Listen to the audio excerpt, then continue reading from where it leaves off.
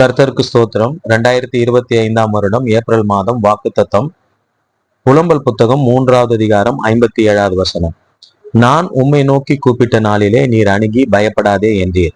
என கருமையானவர்களே, போராட்டமான சூழ்நிலையிலே, நாம் பயப்படுகிற சூழ்நிலையிலே நம் ஆண்டவராகிய தேவனை நோக்கி கூப்பிடும் பொழுது, நாம் கூப்பிட்ட அந்த நாளில் தானே அவர் நம்மை அணுகி நமக்கு காணப்படுகிற பயத்தை நீக்கி நம்மை ஆசீர்வதிக்கிற தேவனாய் இருக்கிறார். கடந்த நாட்களிலே நாம் பயப்படும் காரியங்கள் நம்முடைய வாழ்க்கையிலே இருந்திருக்கலாம்.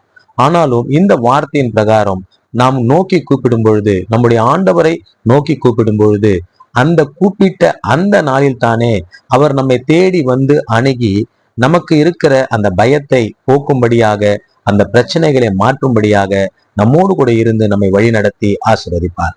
எனவே இந்த வார்த்தையின் அடிப்படையிலே நாம் ஜெபிப்போம். தகப்பனே, நாங்கள் உம்மை நோக்கி கூப்பிடுகிற அந்த நாளில் தானே நீர் எங்களை அணுகி தேடி வந்து எங்களுக்கு இருக்கிற பயத்தை நீக்கி, எங்களுக்கு இருக்கிற பிரச்சனைகளை நீக்கி ஆசீர்வதிக்கிற தேவனா இருக்கிறீர். அதற்காக நன்றி சொல்லுகிறோம். இந்த வருடத்துல, இந்த ஏப்ரல் மாதத்துல நீர் கொடுத்த இந்த வாக்குத்தத்தம் உள்ள வார்த்தைக்காக நன்றி சொல்லுகிறோம். இப்பொழுதும் இந்த வார்த்தையை, ஜெபத்தை கேட்கிற ஒவ்வொருவரும் உம்மை நோக்கி கூப்பிடுவார்களாக.